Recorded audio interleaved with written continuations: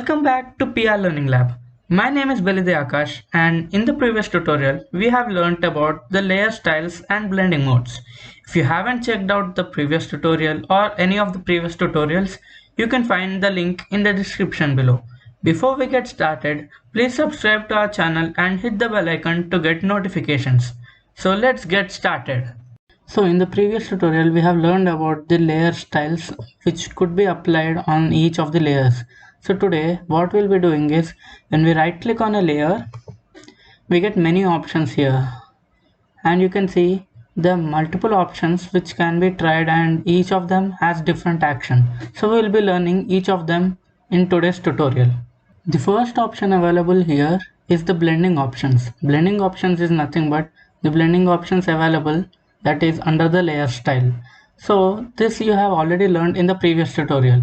So I guess you might have known what this actually means. If you don't know what layer styles are, or you have missed the last tutorial, you can find the link in the description below. So now let me go here, and here you can see duplicate layer.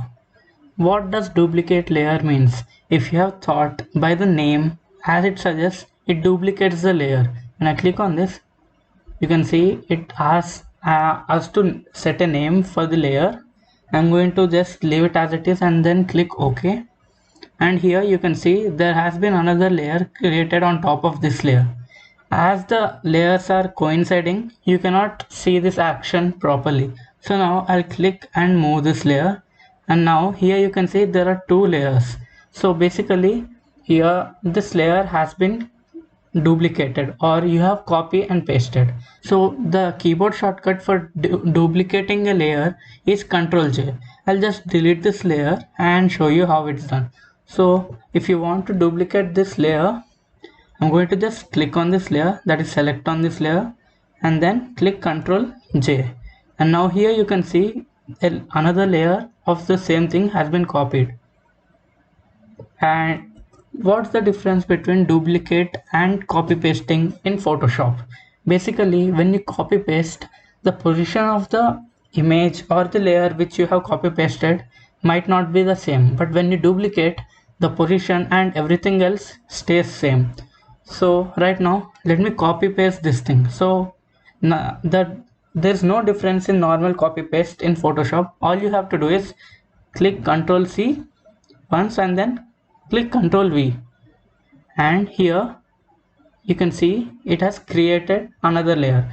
But here, as I told you, the position does not say the same. So what really copy paste does, it creates the layer at the center of the whole canvas which we have created. So suppose I'm going to move this, I'm going to click Ctrl C and then Ctrl V. Here you can see the new layer has been created only at the center of our canvas. So let me get rid of this just by undoing this. So the next thing, when we right click on this, you can see is delete layer.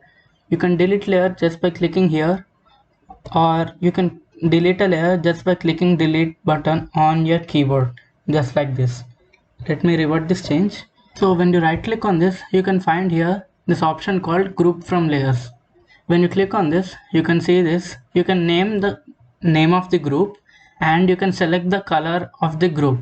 Color is nothing but it indicates the color of this layer here only in the layer panel, but it doesn't do anything unlike any filter effects or anything on your layers. This is used generally to differentiate between each of the layers. So suppose as I have selected this layer, I am going to leave the name of the group as it is. Now I'll change this to yellow and then click OK. Now you can see this color has changed to yellow, but it doesn't affect anything on this layer. It only is used to differentiate between layers in our layer panel. So let me get this back to original. And now if I select both of these and then click group from layers, now I'll just leave it to none and click OK. You can see both of these layers has become as a group. So instead of going here and right clicking on this and clicking on group from layers, all you can do is you can click both the layers, select both the layers, and then you can use this keyboard shortcut Control G. So now you can see that the group has been formed, and now you can rename this group just by double clicking on this. So I'm going to just name it first, and you can see nothing changes in the group or nothing changes here on our canvas. Now when you right click on this group, you have these options here. You can duplicate group, which is similar, and you can achieve this by clicking Ctrl J, just like duplicating a layer. And you can delete group as well as blending options, and here you can find ungroup layers. You can ungroup layers just by clicking this, and you will get back to the original layers, that is whatever layers were in this group, they will get separated. Here you can see. So let me get this back to the group, and now I'll right click on this, and here you can see this option called merge group. Before I tell you about merge group, sometimes you might want to change or move some layers which were selected in your panel, but you can't keep selecting those layers all the times, so we generally group them for that reason. So now when I select this group, I can click Ctrl T. Now both these layers have been selected, and now I can just move them around, as simple as that. Here on right clicking on this group, you can see here this option called merge group. When I click on this, you can see the group has disappeared, and now the group name has become the layer name, and this whole two layers has become single layer. Basically what does merge group do is all the layers in that group will get merged together. Now you can move this simply just like that, but you cannot move single layers like before, which were in groups. So merge groups are used generally when you want to merge multiple layers just by making a group and then merging the group. Now I'll just ungroup this, and now when I right click on this, you can find more options here. Before I tell you about these options, I'll tell you these simple options available here. These are nothing but the labels we can give, that is colored labels we can give to these layers. Now I can select this orange, and here you can see this turns orange, and I can right click this and then select green.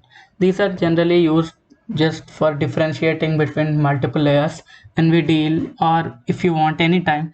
Generally there will be many layers when we are dealing with posters and many stuff in Photoshop, so that time it is really very difficult to navigate around and check each of these names. So instead people use these colored labels in order to differentiate between each of them. When you right click on this and then click here quick export as PNG, you can just rename this, and then you can directly export it as a PNG and save it in any of the directories you want. So, and apart from that, you have other option below quick export. Here it says export as.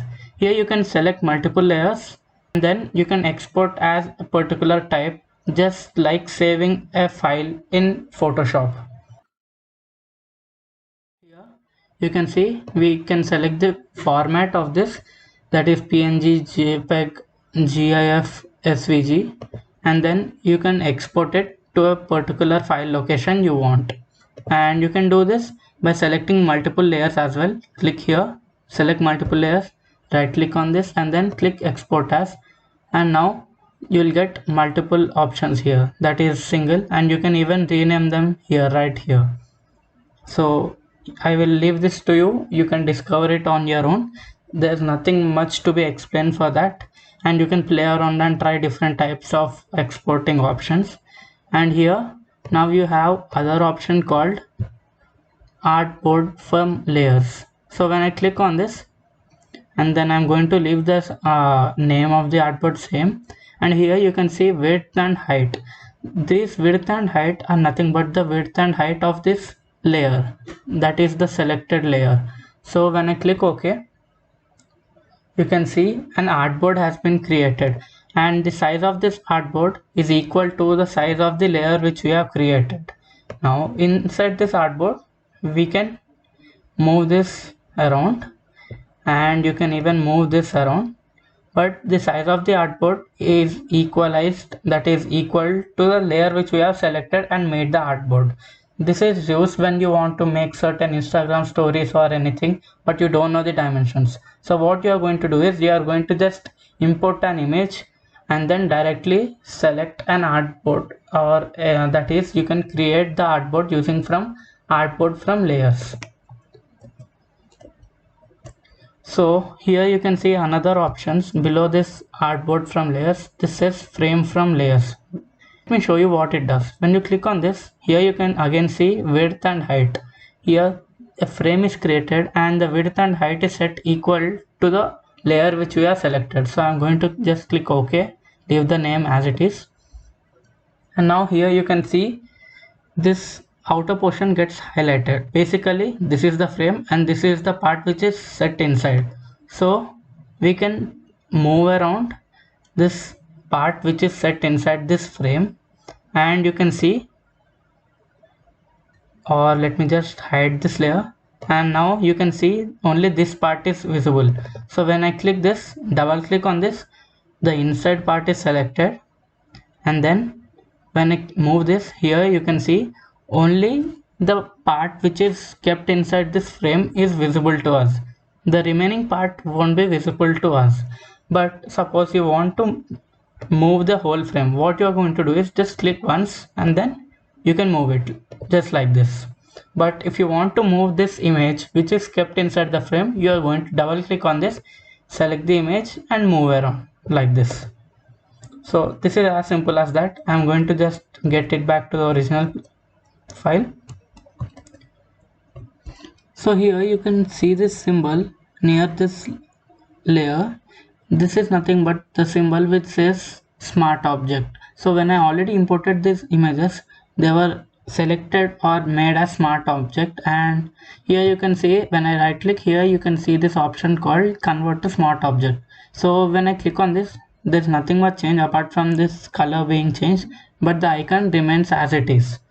So when I right click on this and then click on this convert to layers, you get this pop-up, and here when you click yes, it gets converted to layers. So when I right click on this, here you can find the smart object option, but when I clicked earlier on a smart object already, that is right click, here you can find many options available.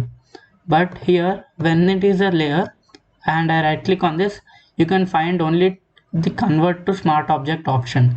So when you convert from layer to smart object, you can get multiple options available here, and you can find and play around with all these options like new smart object via copy, that is similar to copy pasting or duplicating the layer, and you can edit contents, that is suppose you have made some changes or you want to make some changes, that is suppose. So here you can see this option called edit contents. So suppose this is generally used when you want to make certain templates. Here when you right click on this, you can see this option called edit contents. So this option is generally used for templates. So when I am going to keep this here right here and I just want to change the image or anything here, write this in this panel, or but I don't want to make any changes outside or anything else.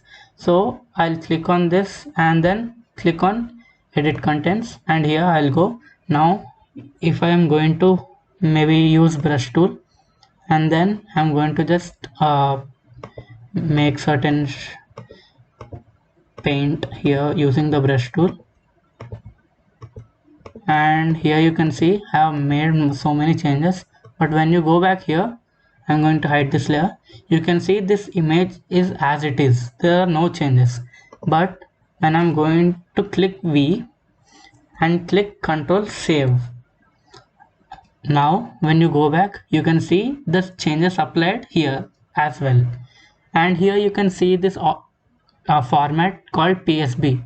PSB is generally another version of PSDs, but here this is generally used for templates, where you have to just edit some contents and make changes by saving the PSB file.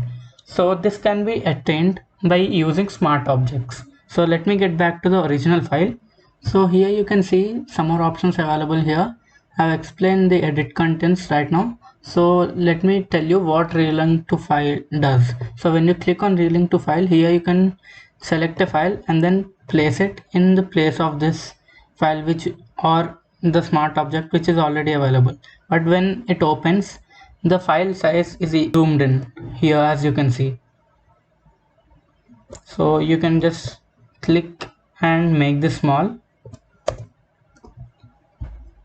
and now it's normal.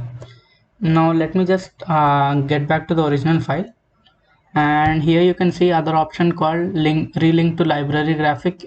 So you can do the similar thing like relink to file, and here replace contents. Here it is similar to again relink to a file, and here you can see export contents. When you click on this, you can save the file only as in .psb format, that is for general templates. And you have convert to linked. So here you can again save as the psb type, and here you have this option called convert to layers, which I have already done. When you click on this, it gets converted to normal layer, so it is no more a smart object and you won't have all those options here. So now I'll just click on this, and here you can see the options are available, and here you get this other option called rasterize layer. So when you click on rasterize layer, you cannot see much change other than it's converted to normal layer.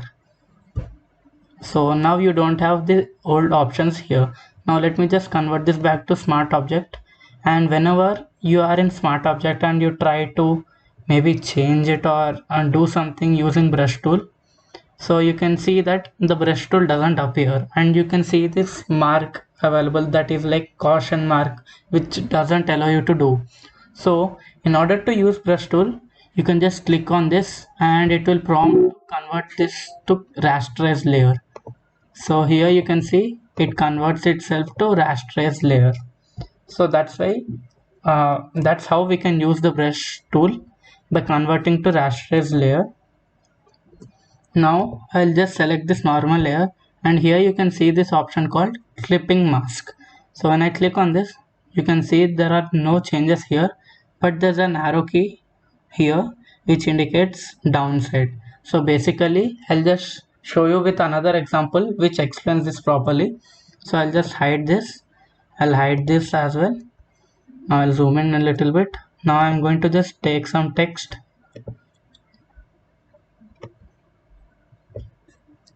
I'll just type hello. Now I'll select all of this and then change the font color so that it will be visible for you. Now I'll change the font size, and here you can see this text named hello. Now I'm going to drag it to the center, and here I'll just pull this layer above this hello layer, and when I click on this, you can see you cannot see this text named hello or saying hello. So when I perform clipping art, you can see this happens.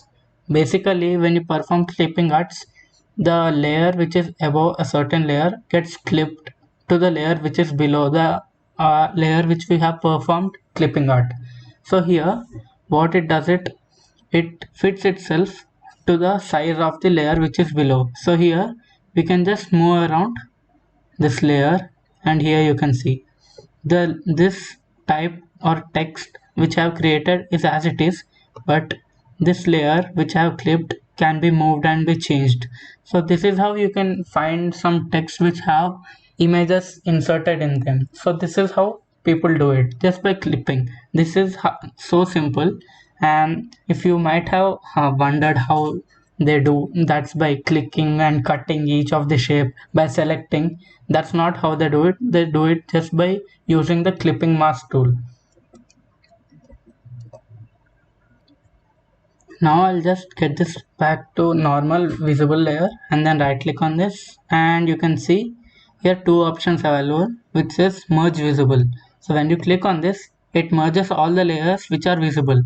As this layer wasn't visible, it wasn't merged, and now as it is locked, it cannot be moved. when I unlock this, you can see it is a single layer.